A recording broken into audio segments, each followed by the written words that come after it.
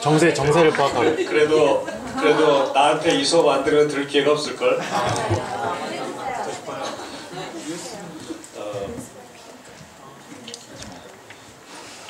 제가 강연하기 별로 좋아하지 않아서 웬만하면 안 합니다. 그래서 게으르기 때문에 지금 안 들으면 기회가 별로 없을 겁니다. 자, 시진핑이라는 인물이 그 중국에 등장하면서 엄청난 변화를 가져옵니다. 그래서 제가 3년 전에 조선일보에다 시로를 쓰면서 중국 외교의 DNA가 바뀌고 있다라고 얘기를 했습니다. 그런데 이게 무슨 의미를 갖느냐? 청와대에서 전화가 왔습니다. 얘기는 하면 안 되나? 오케이. 어떤 분이 전화를 하셨습니다, 저한테. 왜냐면 그 고민이 뭐냐면, 만약 제가 말씀드린 대로 중국 외교의 DNA가 바뀌고 있으면 우리가 2013년에 한중 정상회담을 할 때 우리는 중국을 최대한 흔들어야 됩니다. 그래서 그 바뀌고 있는 변화의 흐름을 타서 우리가 얻을 수 있는 걸 최대한 얻어내는 전략으로 가는 게 맞고요. 만약 중국이 변하지 않고 있다면 정상회담은 서로 얼굴 붉히고 그런 자리는 아닙니다. 서로 좋게 마무리해야 되는 것이기 때문에 서로 간에 싸울 만한 일은 제기하지 않는 게 좋습니다. 그냥 같이 사진 찍고요. 같이 즐겁게 그냥. 그래서 바로 이게 대단히 중요한 판단을 요구하는 겁니다. 그런데 제가 왜 중국의 DNA가 바뀌고 있다라고 과감하게 이야기하기 시작했냐면 중국의 자아 정체성이 변화하고 있다는 것을 보았기 때문입니다. DNA가 바뀌는 것은 외향적으로 보이지 않습니다. 똑같아 보여요. 그런데 그 안에서 DNA가 바뀌었을 때 나중에 완전히 다른 모습이 나타납니다. 그게 나타날 때는.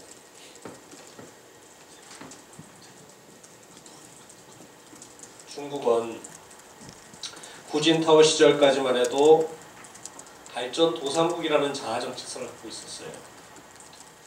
그러면 발전 도상국의 임무는 뭡니까? 발전이 최고의 목표입니다. 대외 정책은 그거에 종속해야 되고요. 가능하면 주변 지역은 안정시키는 게 최고입니다. 천안함과 연평도 사태가 일어났을 때 중국은 안정을 계속 이야기했어요. 우리 쪽에서는 그걸 어떻게 해석했냐면 역시 걔는 가재편이구나. 북한이 저렇게 잘못을 저질렀는데도 무슨 안정을 계속 요구하냐 말이지. 라고 대단히 이제 분개를 했습니다. 그런데 중국의 입장에서 보면 중국이 현재 처한 단계에서 가장 합당한 국가 이익에 따라서 이야기를 한 겁니다. 그리고 미국과의 관계는 잘 가져가는 게 좋고, 그죠? 그게 발전 도상국이 취해야 될 국가 전략입니다. 그런데 만약 중국이 강대국이라는 자아 정체성으로 바꾼다면 이제는 그거에 따라서 세계에서 강대국으로서의 자신의 이익과 역할들을 하겠다는 뜻입니다. 추진하겠다는 거죠. 그러면 기존의 세계 전략, 지역 전략, 한반도 전략을 전면적으로 재평가해야 됩니다. 강대국의 입장에서는 약소국이 강대국의 이익에 침해하는 것은 용납할 수가 없습니다. 반드시 대가를 치르게 해줘야 됩니다. 그거를 김정은이 잊지 못한 겁니다. 김정은은 미사일 실험과 제3차 핵실험을 했을 때 중국이 우리가 생각한 것처럼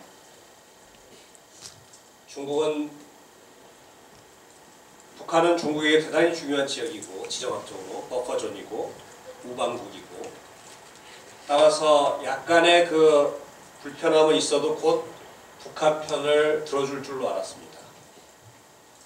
그런데 시진핑 시기 들어서 이게 완전히 바뀐 겁니다.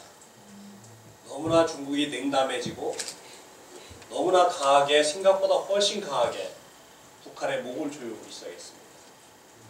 심지어는 사실은 노골적으로 이야기는 하지 않지만 김정은 너 자신을 제거해버릴 수도 있다는 메시지를 던집니다. 뭐냐면 저기 중국의 지방신문에서 김정남을 중국이 지지하고 있다. 뭐 이런 은근슬쩍하게 이걸 띄웁니다. 김정은보다 형님이잖아요. 김정남이. 이복 동생이지 뭐. 이복 형님이죠. 그죠? 이거는 과거 같으면 상상도 못할 일입니다. 근데 북한 외교관들은 그런 것들만 또 다 이렇게 체크하기 때문에 분명히 들어갑니다. 그쪽으로. 이거는 중국이 아주 간접적인 방식으로 책임을 지지 않는 방식으로 저는 대단히 강력한 메시지를 전했다고 생각합니다. 너 그렇게 하면 제거할 수도 있다. 라는 겁니다. 그래서 우연인지 아닌지 모르겠지만 그 다음부터 북한이 함부로 못 움직입니다. 그리고 최용해가 이제 북한의 2인자로 가는 최용해를 급히 중국에 파견합니다. 근데 시진핑이 썼던 방식은 뭐냐면 바로 북한이 우리를 그렇게 골탕 먹이는 방식을 씁니다. 똑같이 적용시킵니다. 최용해 같은 인물이 오면 메시지를 받아옵니다. 중국과 이야기할. 근데 그 메시지를 먼저 보여달라는 겁니다. 시진핑을 만나, 시진핑 어디 있는지 우리 잘 모르겠다. 중국 측에서. 만나게 해줄 수 있는지 못했는지 우리도 그건 잘 모르겠다. 대신 메시지부터 내놔라. 기가 막히죠. 시진핑을 만나서 줘야 되는데 메시지부터 보여주고 만날지 안 만날지 잘 모르겠다고 합니다. 어떻게 해요? 만나야 되니까. 최용해는 그냥 돌아가면 얘는 숙청감입니다. 임무를 완성해야죠. 얘가 타기 시작합니다. 보여줍니다. 메시지를 봤어요. 중국의 요구는 분명합니다. 북핵과 관련해서 이제는 중국이 새로운 한반도 전략은 과거에는 제가 말씀드린 대로 안정이 가장 중요했지만 이제는 핵 문제 해결이라든가 핵 문제를 관리하지 않으면 한반도에 안정은 없다는 게 중국의 판단입니다. 왜 그러냐면 핵 문제를 꺼낼 때마다 미중 관계는 긴장하고 한중 관계는 깨져나갑니다.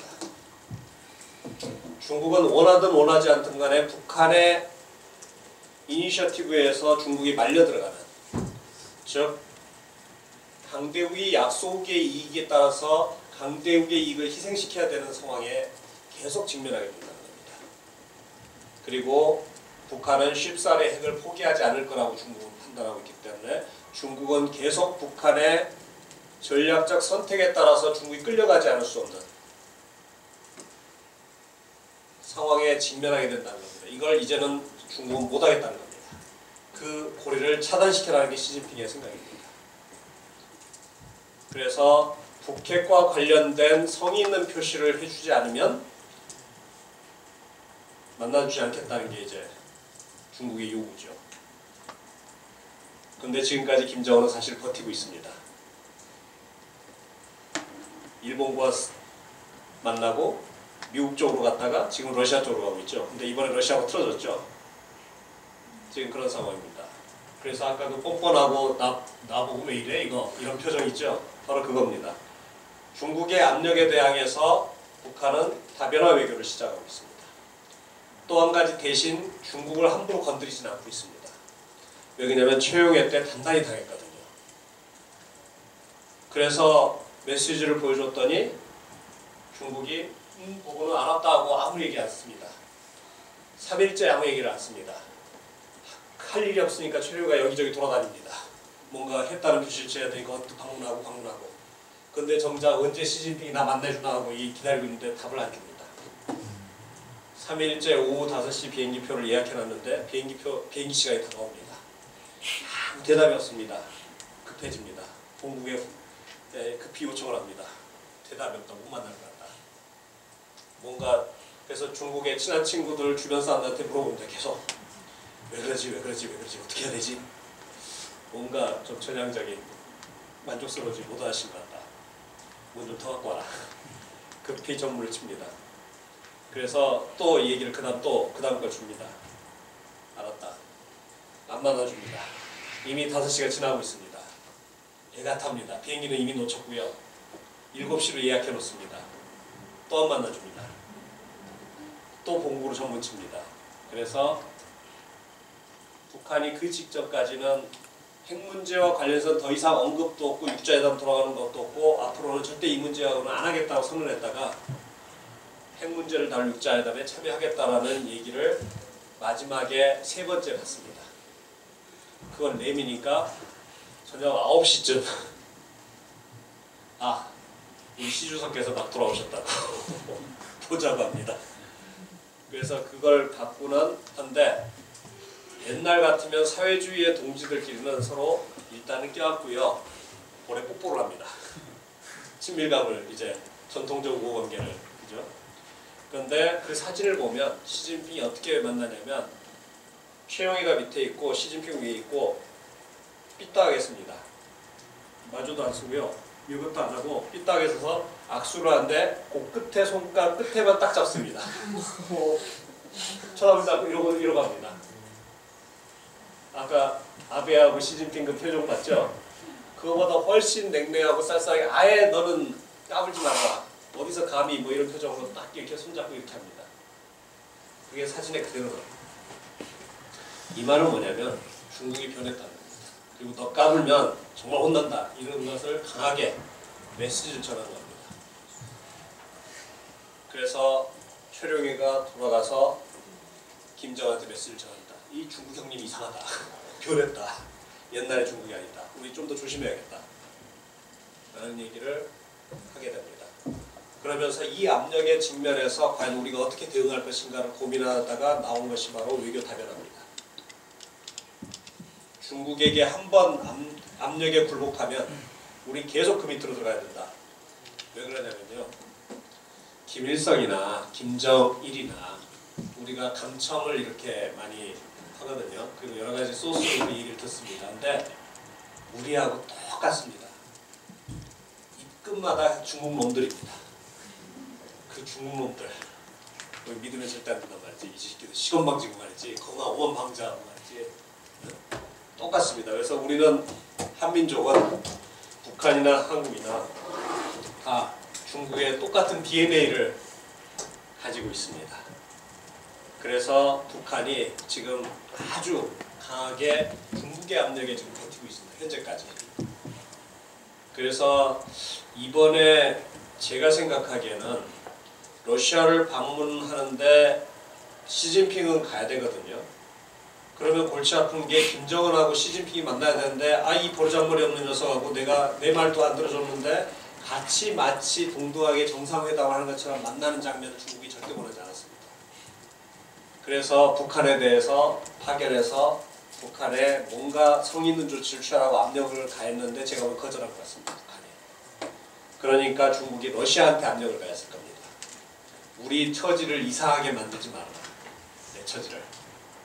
김정은 설사 조언한다 할지라도 뭐 띄워주거나 뭐 이렇게 그건 곤란하다. 근데 김정은 입장에서는 자기가 처음으로 러시아를 가는데 뭔가 엄청나게 대우를 받은 것처럼 해야만이 돌아가서 내가 위대한 지도자로서 이걸 하는데 지금 보니까 영 대우를 안 해줄 그러니까 그런 식으로는 나 못 가겠다고 제가 보기에는 버틴 것 같습니다. 즉 제가 보기에는 러시아에 아마 환대를 김정은이 원한 것처럼 안 해주었을 거고 그 배후에는 또 중국이 있을 겁니다. 저는 그렇게 생각합니다. 자, 이것처럼 중국이 강대국으로 변했다는 것 그리고 그에 따라서 세계 전략, 아까 세계 전략은 이야기했죠. 그 다음에 지역 전략 그리고 한반도 전략을 재조정 중이라는 것 그것이 갖는 함의는 북한을 이제는 더 이상 과거의 혈맹이나 혹은 이데올로기적인 그런 전통적인 관계가 아닌 정상적인 국가로 가겠다는 겁니다. 국가관계로. 그것은 바로 국가이익에 준해서 북한을 다루겠다는 거죠. 그걸 명백히 하기 시작한 겁니다. 그리고 중국의 국익에 해치는 행동을 할 때는 그에 대해서 반드시 상하는 보복을 하겠다는 겁니다. 또 하나는 중국은 이제 과거에는 대륙 국가였습니다. 스스로 생각하기에. 근데 이제는 아니라고 합니다. 우리는 대륙과 해양을 아우르는 국가라는 새로운 정체성으로 거듭나고 있습니다. 따라서 중국 주변의 온통 해양이 다 분쟁 지역으로 들어가고 있죠. 그죠? 왜냐면 중국이 옛날에 신경도 안 쓰다가 이제는 그거 원래 우리 땅이었어, 뭐 우리 영역이야 라고 주장하기 시작하니까 이제 온통. 자, 그래서 새로운 중국 경제력 얘기했고요. 아까 아태 재균형 전략에 대해서 잠깐 이야기를 했습니다. 미국이 어떻게. 자, 그 결과 중국의 새로운 변화의 결과 동아시아의 해양 갈등이 이제 본격화되고 있습니다. 남중국해, 그 다음에 여기 동중국해, 그죠? 1라운드가 시작됐고요. 2라운드는 이겁니다. 하늘에서 다시 땅가르기가 시작된 겁니다. 중국이 과거에는 신경 안 쓰던 방공식별구역을 이제는 우리도 해야겠다라고 나서니까 온통 하늘을 놓고 이제 땅가르기가 시작된 겁니다. 2라운드가 시작됐습니다. 세 번째입니다. 이게 중요한데 이어도입니다. 3라운드입니다.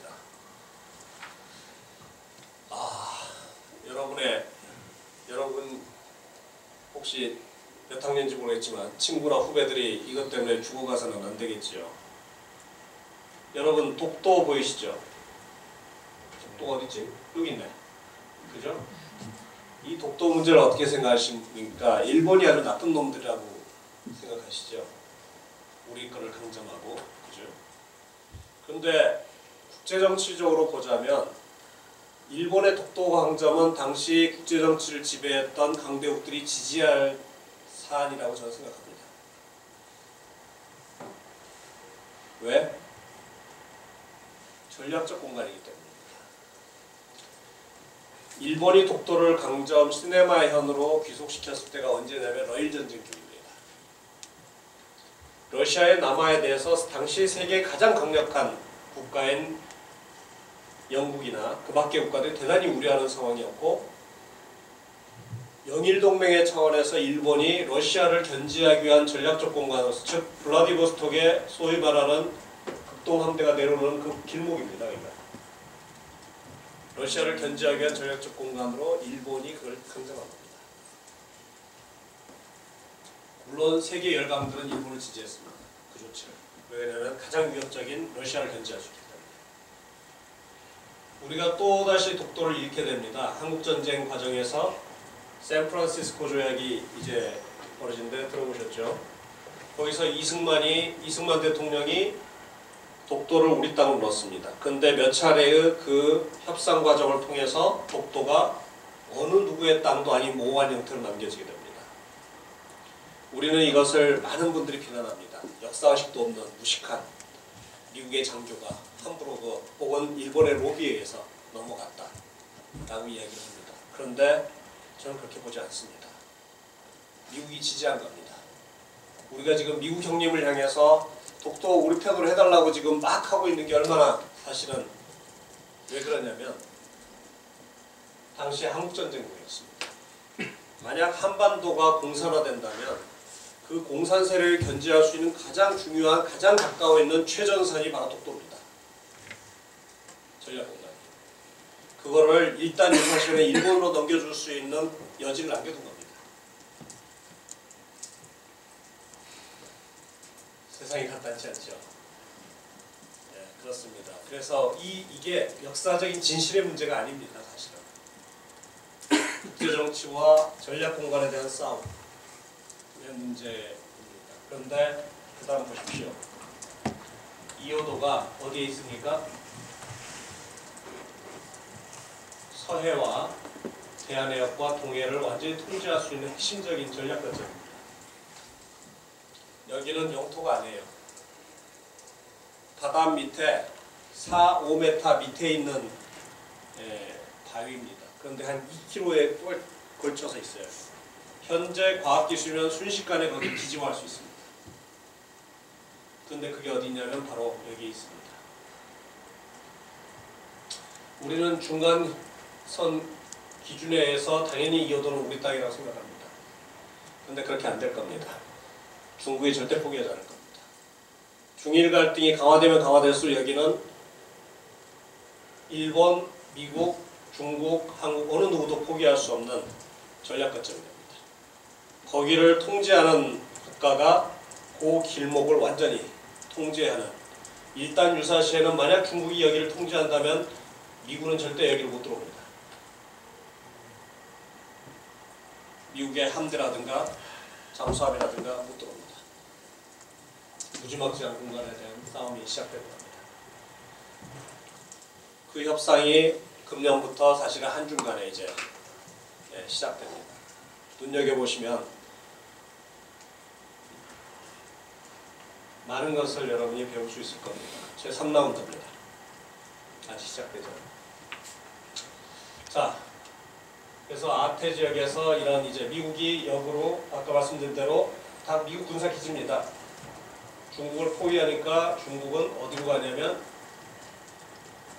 이렇게 도망가는 겁니다. 이쪽으로 가겠다는 겁니다. 서쪽으로. 동쪽으로 쳐? 그럼 우리 서쪽으로 간다.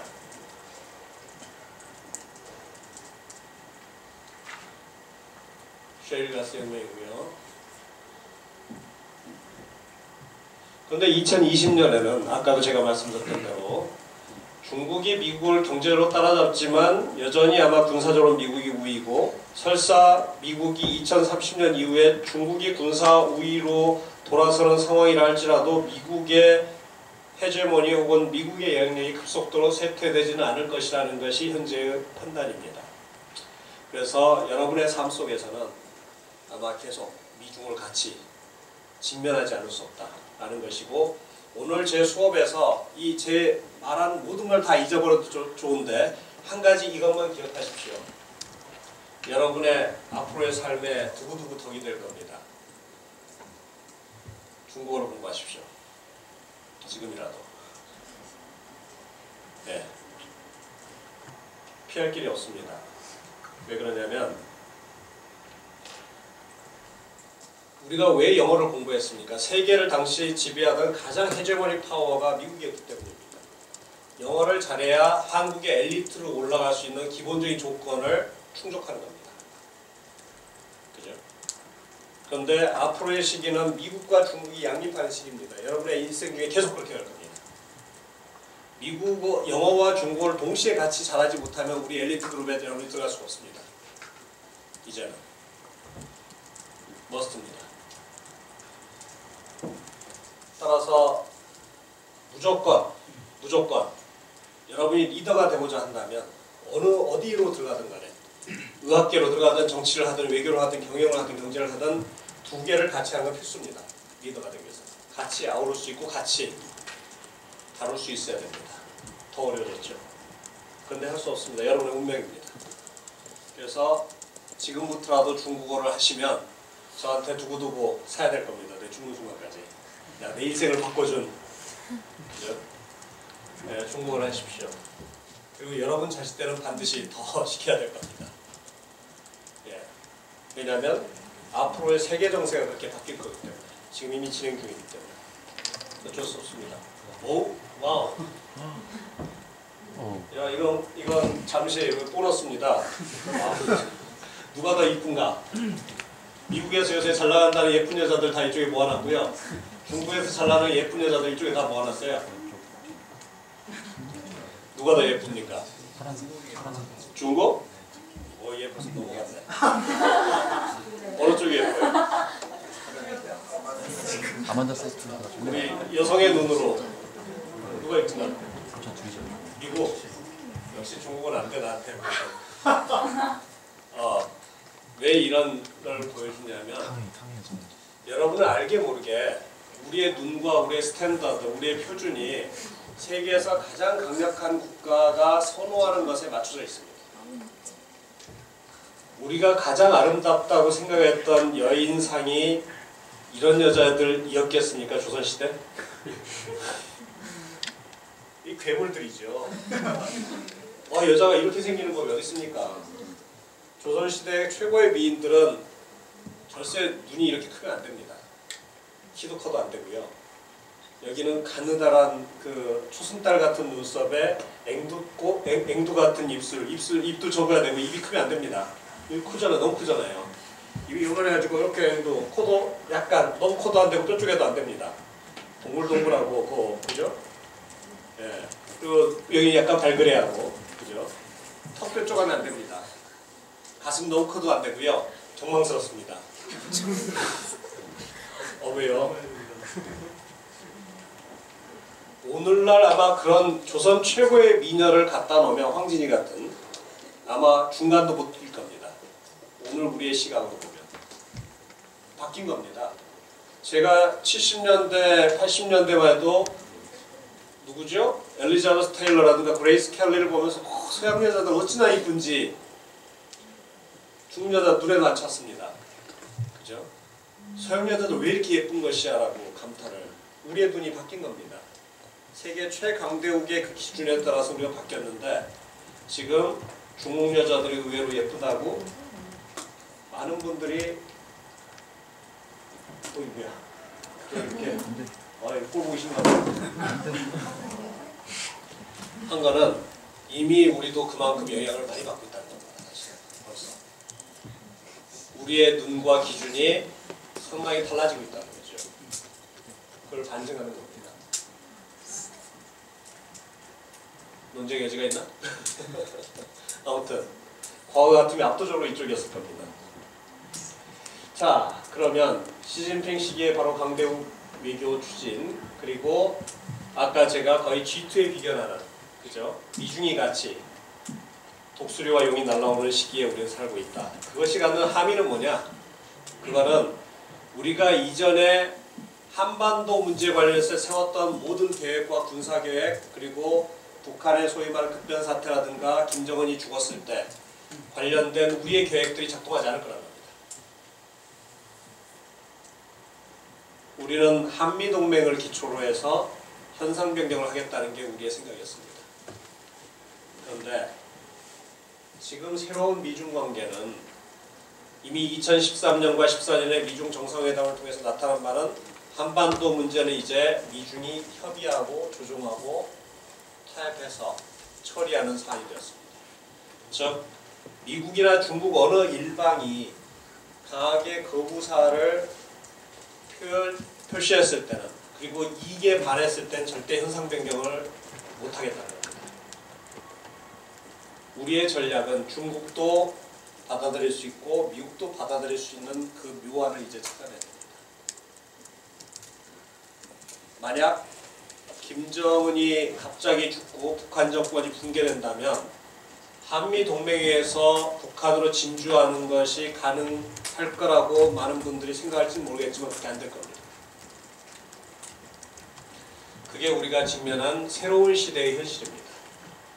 우리의 통일 전략도 다시 짜야 될 겁니다. 그렇게 된다면. 그것이 우리가 현재 직면하는 것이고요.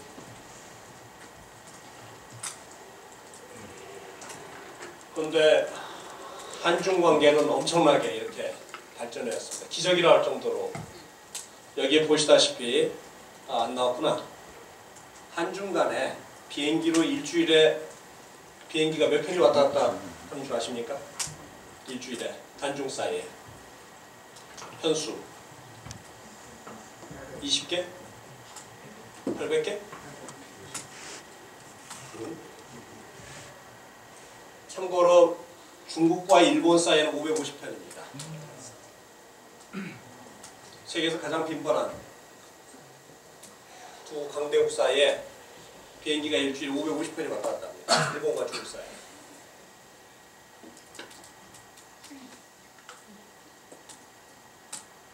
예. 850편 정도 됩니다. 세계에서 가장 밀접한 관계입니다. 선을 이으면 중국과 황해가 없어집니다. 서해가. 예. 그리고 토플 시험 아시죠? 중국에는 HSK 시험이 그 유사한 시험입니다. 그 시험에 세계에서 그 시험 중국어 인증 시험을 보는 외국인 중에 한국인이 몇 %일 것 같습니까? 70, 50, 80, 50, 30? 80. 80? 미쳤냐?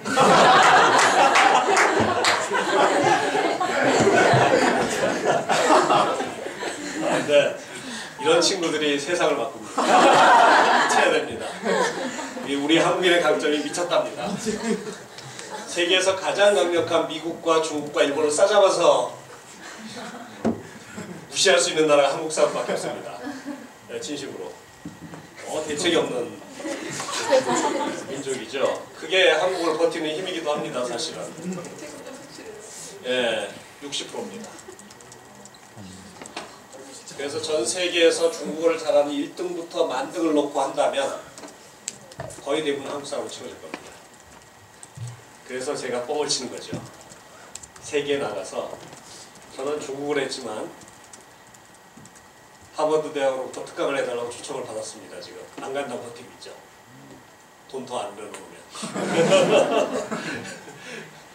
나를 부르면서 비행기 값과 이 숙박비만 대주고 하버드에서 그 강연했다는 그 이름으로 그냥 팔아먹고 살라고 이 어림도 없는 우리가 이렇게 배짱을 부릴 수 있는 근거가 있느냐. 한 달에 한 번씩 저는 해외를 여행 갑니다. 물론 그쪽에서 돈 다 내주고 바쁩니다. 왜? 우리가 뻥을 치기 때문이죠. 한국처럼 중국을 잘하는 나라가 없다. 우리가 중국 나쁜 놈들이라면 진짜 중국은 나쁜 놈들이다. 우리가 수천 년 동안 경험해왔고 중국어도 제일 잘하고 거의 매달 한 번씩 저는 중국 가서 그냥 살고 있고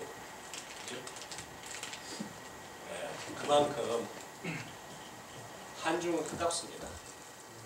너무 밀접하게 얽혀있고 세계 사람들이 주목하고 있어요. 한중 관계 3천억 불의 수준이면 세계에서 거의 탑 2, 3 안에 들어갑니다. 중국과의 교육으로. 중국에게 있어서 한국은 제3의 교육국이고요.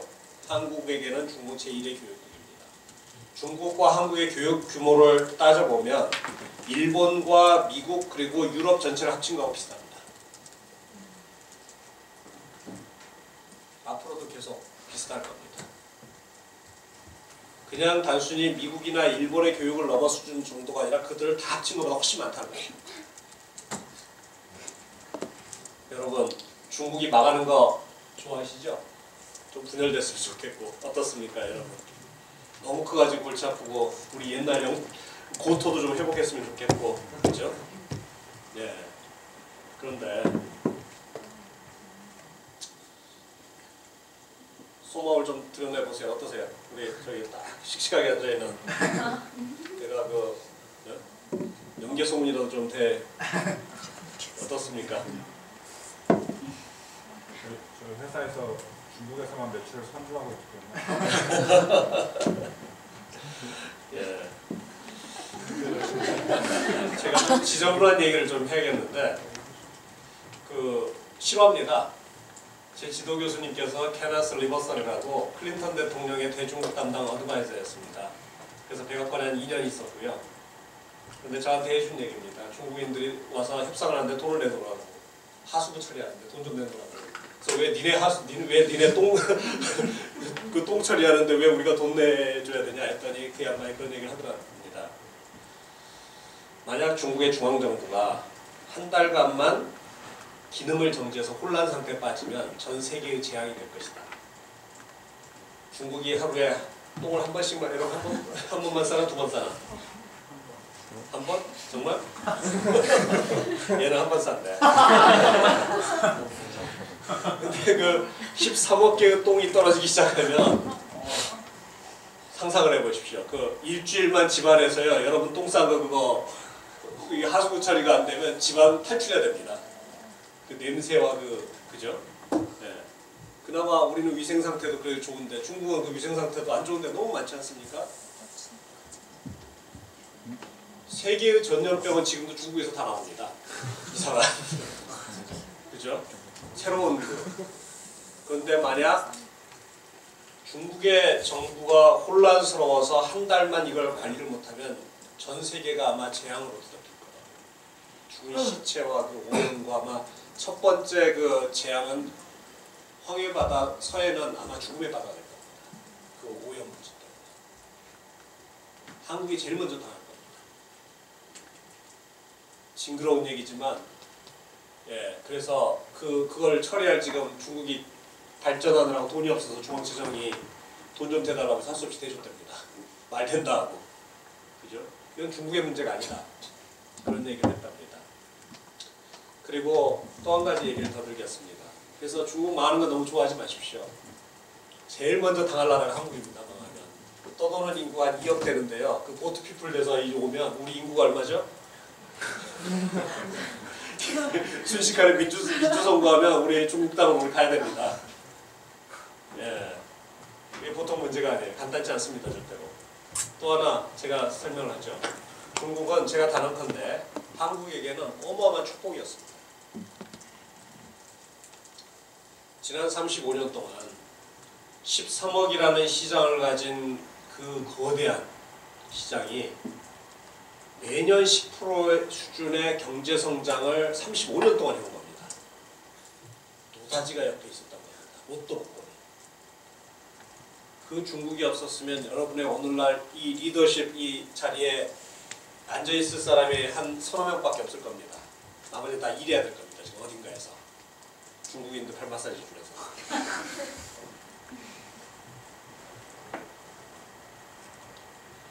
세계적인 금융위기를 우리가 90년대 겪었고 2000년대 겪었습니다.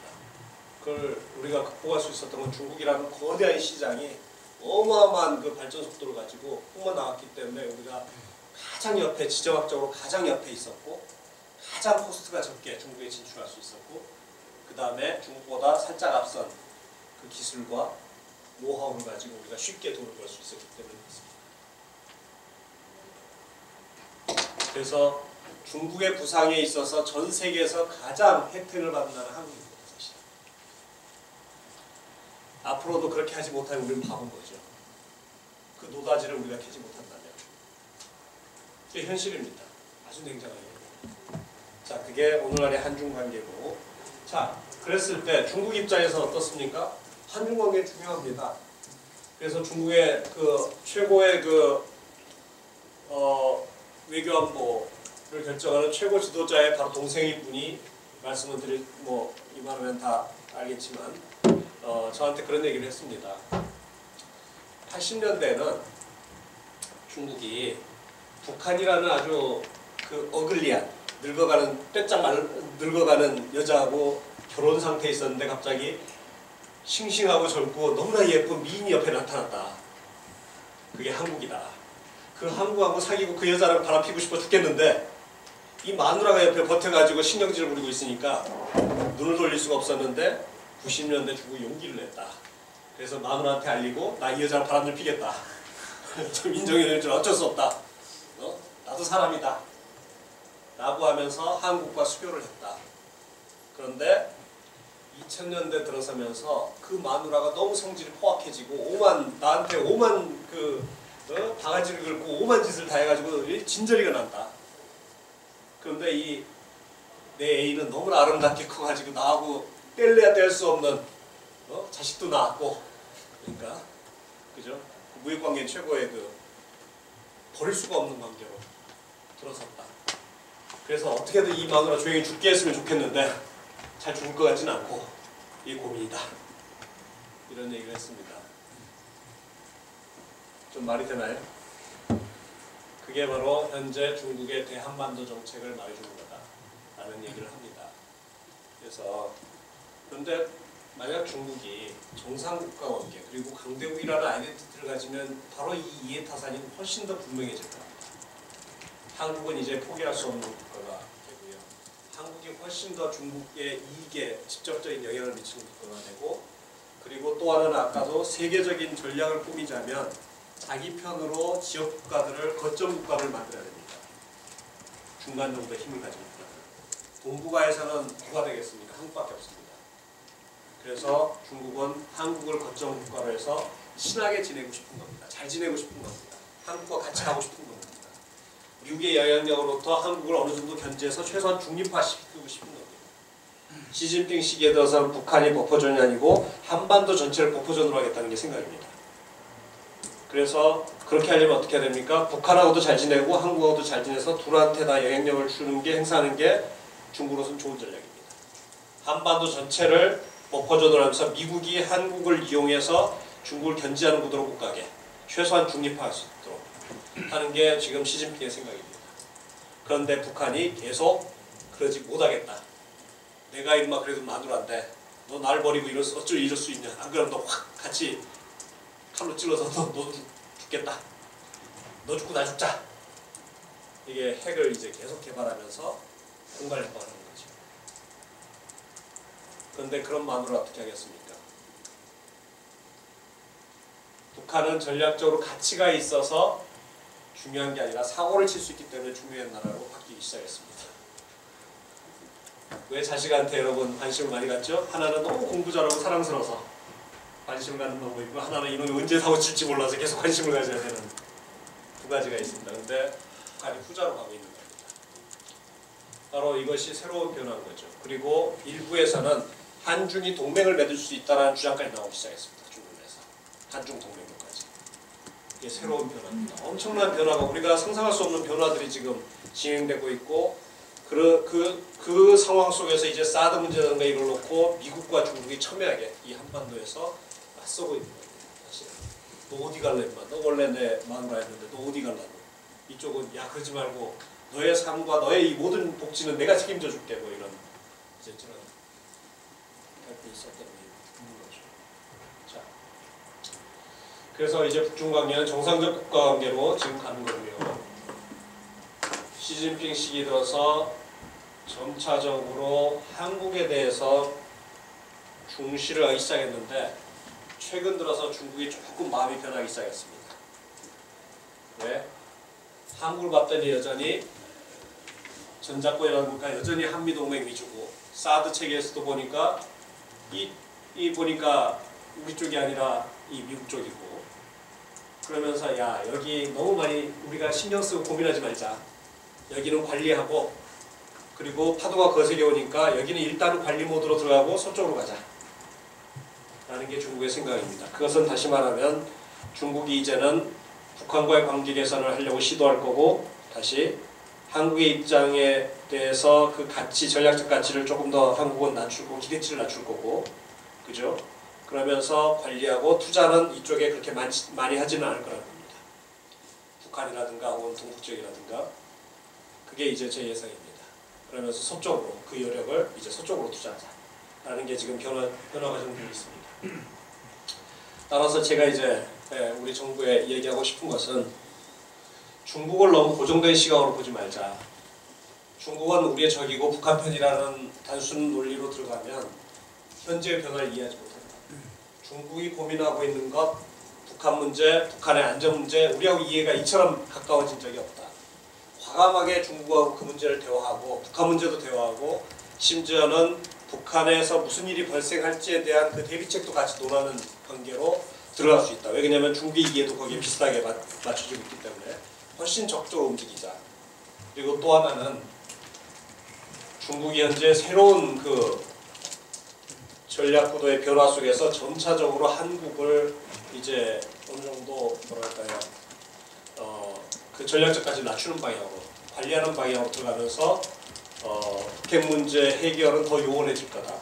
그래서 우리가 지금 훨씬 더 강하게 적극적으로 중국과 같이 이 북핵 문제에 대해서 논하고 여기에 대한 대응책들을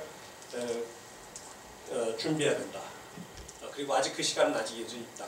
왜냐하면 역대 이래로 지금처럼 한국과 미국과 중국이 북핵 문제와 북한 문제에서 눈높이가 비슷해진 적은 없다. 한 번도.